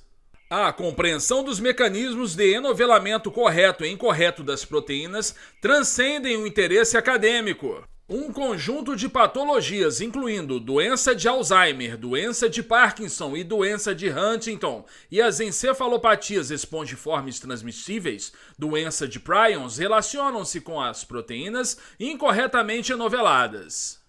Todas estas doenças acarretam na deposição de agregados proteicos chamados de placas ou fibras amiloides. Estas doenças são consequentemente chamadas de amiloidoses. Uma característica em comum das amiloidoses é que proteínas normalmente solúveis são convertidas em fibras insolúveis ricas em folhas beta. A proteína corretamente enovelada é apenas marginalmente mais estável que a forma incorreta, mas a forma incorreta forma agregados que são capazes de alterar a forma das proteínas corretamente enoveladas para a incorreta. Daremos particular atenção às encefalopatias espongiformes transmissíveis. Uma das grandes surpresas da medicina moderna foi a descoberta de que certas doenças infecciosas do sistema nervoso eram transmitidas por agentes que se assemelhavam a vírus por seu tamanho, mas que consistiam apenas em proteínas. Estas doenças incluem a encefalopatia espongiforme bovina, chamada comumente de doença da vaca louca, e as doenças análogas em outros organismos, incluindo a doença de Creutzfeldt-Jakob, sigla DCJ, em seres humanos, paraplexia enzootica em ovelhas e a doença da debilidade crônica em cervos e alces. Os agentes etiológicos dessas doenças são conhecidas como prions. Os prions são compostos em sua maioria ou completamente por uma proteína celular chamada PRP, que está normalmente presente no cérebro, ainda que sua função não tenha sido identificada. De fato, camundongos sem PRP exibem fenótipos normais. Os prions infecciosos são formas agregadas da proteína PRP, chamadas de PRP-SC. Como a estrutura de uma proteína em sua forma agregada difere daquela da proteína em seu estado normal no cérebro. A estrutura da proteína celular PRP normal contém grandes regiões de alfa-hélice e relativamente poucas estruturas em fitas beta. A estrutura da forma da proteína presente em cérebros infectados, denominada PRPSC, ainda não foi determinada por conta dos desafios implicados com sua natureza insolúvel e heterogênea. No entanto, há muitas evidências de que algumas partes dessas proteínas, que antes tinham conformação em alfa-hélice ou em alças, foram convertidas em suas conformações de fitas beta, figura 2.62. As fitas beta de monômeros altamente planares se empilham uma à outra, com suas cadeias laterais fortemente entrelaçadas. Uma visão lateral mostra a extensa rede de pontes de hidrogênio entre os monômeros. Estes agregados fibrosos de proteínas são geralmente chamados de formas amiloides. Considerando que o agente infeccioso nas doenças de prions são formas agregadas de uma proteína que normalmente está presente no cérebro, um modelo para a transmissão da doença foi considerado, figura 2.63. Os agregados proteicos feitos de formas anômalas da PRP agem como um núcleo ao qual outras moléculas de PRP aderem. As doenças priônicas podem, assim, ser transferidas de um organismo para o outro, por meio da transmissão do núcleo de agregação, como provavelmente aconteceu na endemia da doença da vaca louca no Reino Unido na década de 1990. O gado alimentado na ração animal que continha material proveniente dos animais infectados, por sua vez, também desenvolveu a doença. As fibras amiloides também são vistas em cérebros de pacientes com certas doenças neurodegenerativas não infecciosas, como a doença de Alzheimer e a doença de Parkinson. Por exemplo, os cérebros de pacientes com a doença de Alzheimer contêm agregados proteicos chamados de placas amiloides, que são constituídas primariamente de um núcleo polipeptídico chamado de fragmento beta-A. Este polipeptídeo é derivado de uma proteína chamada de proteína precursora amiloide, APP, mediante a ação de proteases específicas. O polipeptídeo beta-A tem tendência a formar agregados. Apesar das dificuldades impostas pela insolubilidade da proteína, um modelo estrutural da beta-A foi obtido por meio das técnicas de ressonância magnética que podem ser aplicadas aos sólidos em vez de materiais em solução. Como esperado, a estrutura é rica em folhas beta, as quais se reúnem para formar extensas estruturas paralelas em folhas beta, figura 2.63. Como tais agregados levam à morte das doenças que as abrigam? A resposta ainda é controversa. Uma hipótese é de que os grandes agregados não são tóxicos por si, mas os pequenos agregados das mesmas proteínas poderiam ser os culpados, provavelmente por conta de danos às membranas celulares. Modificações e clivagens conferem novas propriedades às proteínas. As proteínas são capazes de realizar inúmeras funções que se baseiam apenas na versatilidade de seus 20 aminoácidos. Adicionalmente, muitas proteínas são modificadas covalentemente por meio da adição de outros grupos que não são apenas aminoácidos para aumentar suas funções. Figura 2.64. Por exemplo, grupos acetil são ligados ao aminoterminal de muitas proteínas, uma modificação que faz com que essas proteínas fiquem mais resistentes à degradação. Como discutido anteriormente, página 46, a adição de grupos hidroxila a muitos resíduos de prolina estabiliza a fibra do colágeno recém-sintetizado. A significância biológica desta modificação é evidente na patologia escorbuto. Uma deficiência da vitamina C causa a hidroxilação insuficiente do colágeno e sua decorrente forma anormal é incapaz de manter a força normal dos tecidos. Outro aminoácido especializado produzido por um toque final é o gama-carboxiglutamato. Na deficiência da vitamina K, a carboxilação insuficiente do glutamato na protrombina, uma proteína da coagulação, pode levar à hemorragia. Capítulo 10. Muitas proteínas, especialmente aquelas que estão presentes na superfície de células ou são secretadas, adquirem unidades de carboidrato em resíduos específicos de asparagina. Capítulo 11.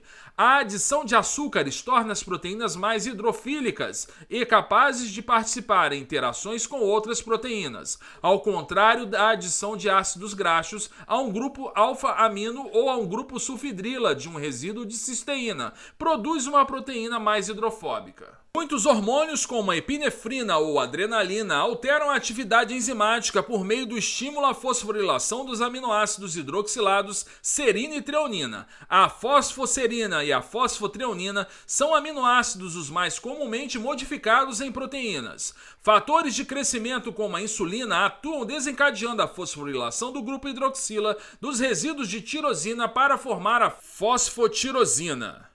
Os grupos fosforil desses três aminoácidos modificados são prontamente removidos. Assim, os aminoácidos modificados são capazes de atuar como interruptores reversíveis na regulação dos processos celulares. O papel da fosforilação na transdução de sinal será discutido extensivamente no capítulo 14. As modificações precedentes consistem na adição de grupos especiais aos aminoácidos. Outros grupos especiais são obtidos por meio do rearranjo químico das cadeias laterais e, algumas vezes, do arcabouço peptídico. Por exemplo, certas águas-vivas produzem uma proteína fluorescente verde, figura 2.65. A fonte da fluorescência é um grupo formado pela oxidação e rearranjo espontâneo da sequência serina, tirosina, glicina do centro da proteína. Esta proteína tem grande utilidade para pesquisadores. Ela é utilizada como um marcador intracelular. Finalmente, muitas proteínas são clivadas e aparadas após a síntese. Por exemplo, as enzimas digestivas são sintetizadas como precursores inativos que podem ser armazenados em segurança no pâncreas. Após sua liberação no estômago, estes precursores se tornam ativos por meio de clivagens peptídicas. Seção 10.4. Na coagulação sanguínea, uma clivagem peptídica converte o fibrinogênio solúvel em fibrina insolúvel. Diversos hormônios polipeptídicos, como o hormônio adrenocorticotrófico, surgem a partir da quebra de uma grande proteína precursora única. Da mesma maneira, muitas proteínas virais são produzidas por meio da quebra de grandes precursores proteicos. Encontraremos muitos outros exemplos de modificações e clivagens como aspectos essenciais da função e formação das proteínas. De fato, esses toques finais são responsáveis por muitos aspectos da versatilidade, precisão e elegância da ação e regulação das proteínas.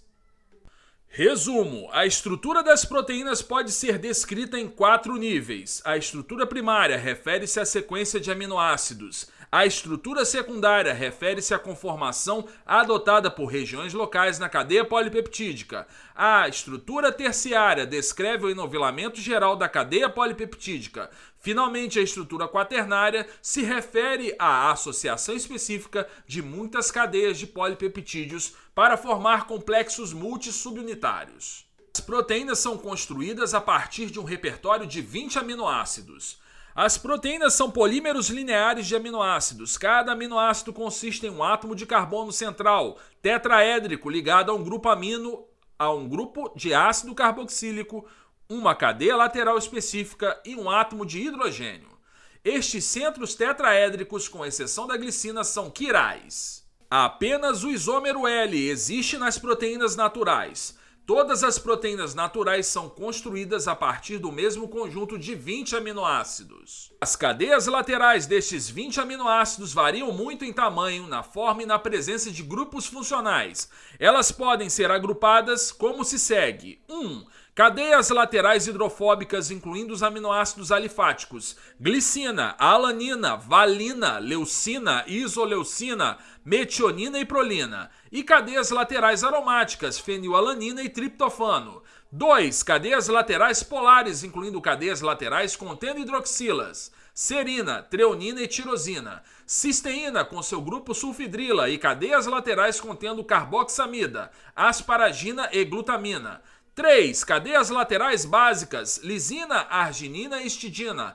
4. Cadeias laterais ácidas: ácido aspartico e ácido glutâmico. Estes grupamentos são, de certo modo, arbitrários e muitos outros grupamentos coerentes também são possíveis. Estrutura primária: os aminoácidos são unidos por ligações peptídicas para formar cadeias polipeptídicas. Os aminoácidos de uma cadeia polipeptídica são unidos por ligações amida formados entre o grupo carboxila de um aminoácido e o grupo amina do próximo. Esta união, chamada de ligação peptídica, tem muitas propriedades importantes. Primeiramente, é resistente à hidrólise, de modo que as proteínas são notavelmente estáveis cineticamente. Em segundo lugar, o grupo peptídico é plano porque a ligação carbono-nitrogênio tem uma característica de dupla considerável. Em terceiro lugar, cada ligação peptídica tem tanto um doador, o grupo amino, quanto um aceptor, o grupo carboxi, de pontes de hidrogênio. As pontes de hidrogênio entre estes grupos de cadeia principal são uma característica importante da estrutura da proteína. Finalmente, a ligação peptídica não tem carga elétrica, o que permite às proteínas formarem estruturas globulares firmemente acondicionadas com grande parte de seu arcabouço imerso no interior da proteína. Por serem polímeros lineares, as proteínas podem ser descritas como sequências de aminoácidos. Tais sequências são escritas do terminal amínico para o terminal carboxílico. Estrutura secundária: as cadeias polipeptídicas podem se enovelar em estruturas regulares como a alfa-hélice, a folha beta, voltas e alças. Os dois elementos principais da estrutura secundária são a alfa-hélice e as fitas beta. Na alfa-hélice, a cadeia polipeptídica se contorce em um bastão fortemente condensado. Dentro da hélice, o grupo carboxila de cada aminoácido estabelece uma ponte de hidrogênio com o grupo amino do aminoácido. 4 resíduos na cadeia polipeptídica. Na fita beta, a cadeia polipeptídica é quase completamente estendida. 2 ou mais fitas beta conectadas por pontes de hidrogênio entre amino e carboxi se unem para formar as folhas beta. As fitas nas folhas beta podem ser antiparalelas, paralelas ou mistas. Estrutura terciária: as proteínas hidrossolúveis enovelam-se em estruturas compactas com núcleos apolares. A estrutura compacta e assimétrica dos polipeptídeos individuais é chamada de estrutura terciária. As estruturas terciárias de proteínas hidrossolúveis têm características em comum. Um interior formado por aminoácidos com cadeias laterais hidrofóbicas e 2. Uma superfície majoritariamente formada por aminoácidos hidrofílicos que interagem com o ambiente aquoso. As interações hidrofóbicas entre os resíduos do interior são a força motriz para a formação da estrutura terciária das proteínas hidrossolúveis. Algumas proteínas que existem em ambientes hidrofóbicos, como nas membranas, exibem uma distribuição inversa dos aminoácidos hidrofílicos e hidrofóbicos. Nessas proteínas, os aminoácidos hidrofóbicos estão na superfície para interagir com o ambiente, enquanto os grupos hidrofílicos estão protegidos do ambiente no interior da proteína. Estrutura quaternária. As cadeias polipeptídicas podem se unir formando estruturas com múltiplas subunidades. Proteínas que consistem em mais de uma cadeia polipeptídica exibem estrutura quaternária. Cada cadeia polipeptídica individual é chamada de subunidade. A estrutura quaternária pode ser tão simples como duas subunidades idênticas ou tão complexa quanto dúzias de subunidades diferentes. Na maior parte dos casos, as subunidades são mantidas unidas por ligações não covalentes. A sequência de aminoácidos de uma proteína determina sua estrutura tridimensional. A sequência de aminoácidos determina a estrutura tridimensional e, portanto, todas as demais propriedades de uma proteína. Algumas proteínas podem ser completamente desnaturadas e ainda assim se renaturarem com eficiência quando postas em condições nas quais a forma enovelada da proteína é estável. A sequência de aminoácidos de uma proteína é determinada pela sequência de bases na molécula de DNA. Essas informações na sequência unidimensional é expandida ao mundo tridimensional pela capacidade das proteínas de se enovelarem espontaneamente. O enovelamento das proteínas é um processo altamente cooperativo. Intermediários estruturais entre as formas desenovelada e enovelada não se acumulam.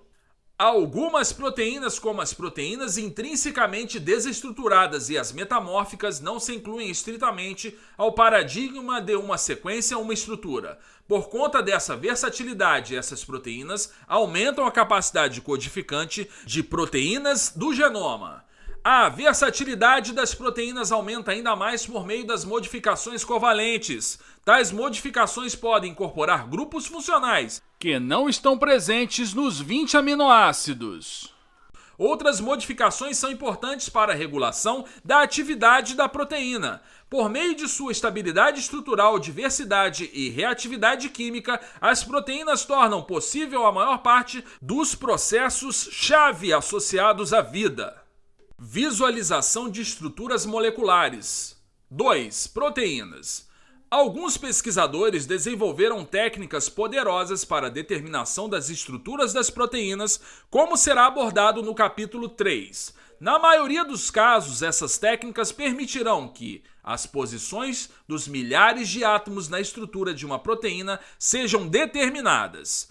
Os resultados finais desses experimentos incluem coordenadas x, y e z de cada átomo na estrutura. Essas coordenadas são compiladas no banco de dados de proteínas em http://www.pdb.org, a partir do qual podem ser rapidamente acessadas. Estas estruturas incluem milhares ou até mesmo dezenas de milhares de átomos. A complexidade das proteínas com milhares de átomos representa um desafio para a representação de sua estrutura. Diversas maneiras diferentes de representação são utilizadas para retratar as proteínas, cada uma com seus prós e contras. Os tipos que você verá com mais frequência neste livro são modelos de preenchimento espacial em esferas e bastões de cadeia principal e os diagramas de fita. Quando apropriado, características estruturais de relevância ou importância particular serão notadas nas legendas das ilustrações. Modelo de preenchimento espacial. O modelo de preenchimento espacial é o tipo de representação mais realista. Cada átomo é mostrado como uma esfera com um tamanho correspondente ao raio de Van der Waals, seção 1.3 do átomo.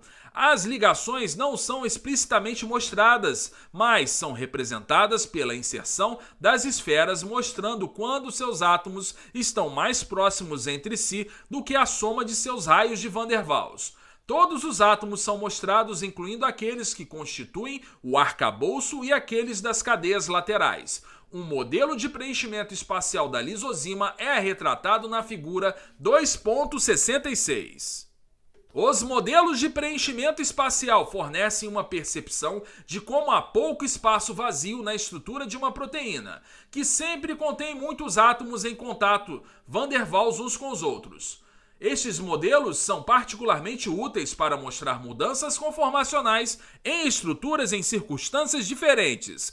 Uma desvantagem do modelo de preenchimento espacial é que as estruturas secundária e terciária da proteína são difíceis de ver. Assim, estes modelos não são muito efetivos para distinguir uma proteína de outra. Muitos modelos de preenchimento espacial de proteínas são bastante similares. Modelos em esfera e bastões. Os modelos em esferas e bastões não são tão realistas quanto os modelos de preenchimento espacial. Os átomos retratados de maneira realista ocupam mais espaço estabelecido por seus raios de van der Waals do que os átomos retratados nos modelos em esferas e bastões. No entanto, a organização das ligações é mais facilmente visível, porque as pontes são explicitamente representadas como bastões, figura 2.67. Um modelo em esfera e bastão revela uma estrutura complexa mais claramente do que o modelo de preenchimento espacial. No entanto, a representação é tão complicada que as características estruturais, como as alfas-hélices ou potenciais sítios de ligação, são de difícil discernimento. Como os modelos de preenchimento espacial em esfera e bastões representam as estruturas proteicas ao nível atômico, o grande número de átomos em uma estrutura complexa torna difícil discernir as características estruturais relevantes. Dessa maneira, representações que são mais esquemáticas, como os modelos de cadeia principal e os diagramas em fita, foram desenvolvidos para a representação de estruturas macromoleculares. Nessas representações, a maior parte dos átomos não é mostrada de maneira explícita. Modelos de cadeia principal. Os modelos de cadeia principal mostram apenas os átomos do arcabouço de um polipeptídeo de uma molécula ou mesmo apenas o carbono alfa de cada aminoácido. Os átomos são unidos por linhas que representam as ligações. Se apenas o átomo de carbono alfa são mostrados, as linhas conectam os carbonos alfa dos aminoácidos que estão adjacentes na sequência de aminoácidos, figura 2.68. Neste livro, modelos de cadeia principal mostram apenas as linhas que conectam os átomos de carbono alfa, outros átomos de carbono não são representados. O modelo de cadeia principal mostra o curso geral de uma cadeia polipeptídica muito melhor do que um modelo de preenchimento espacial ou modelo em esfera e bastão. No entanto, os elementos da estrutura secundária ainda são difíceis de ver. Diagramas em fita. Os diagramas em fita são bem esquemáticos e mais comumente usados para destacar alguns aspectos específicos de estruturas proteicas, como a alfa-hélice representada como uma fita enrolada ou um cilindro, uma fita beta, uma seta larga e alças, tubos finos, para fornecer imagens claras dos padrões de enovelamento das proteínas. Figura 2.69. O diagrama em fita permite que o curso da cadeia polipeptídica seja acompanhado e prontamente exibe os elementos de estrutura secundária. Desta maneira, os diagramas em fita de proteínas que se relacionam uma com a outra por divergência evolutiva se assemelham. Ver figura 6.14, enquanto proteínas que não se relacionam são claramente diferentes. Neste livro, as fitas enroladas serão usadas em geral para representar as alfas-hélices. No entanto, para as proteínas de membrana, que são geralmente muito complexas, usaremos cilindros em vez de fitas enroladas. Esta convenção também fará com que as proteínas de membrana, com suas alfa-hélices, que atravessam as membranas, sejam mais facilmente reconhecíveis. Ver figura 12.18. Mantenha em mente que a aparência aberta e ampla de um diagrama em fita é enganosa. Como observado antes, a estrutura proteica é bastante compacta, tendo pouco espaço aberto. A abertura dos diagramas em fita faz dele particularmente úteis para destacar aspectos adicionais da estrutura da proteína. Sítios ativos, substratos, ligações e outros fragmentos estruturais podem ser incluídos nos modelos de esferas e bastões ou de preenchimento espacial em um diagrama em fita, figura 2.70.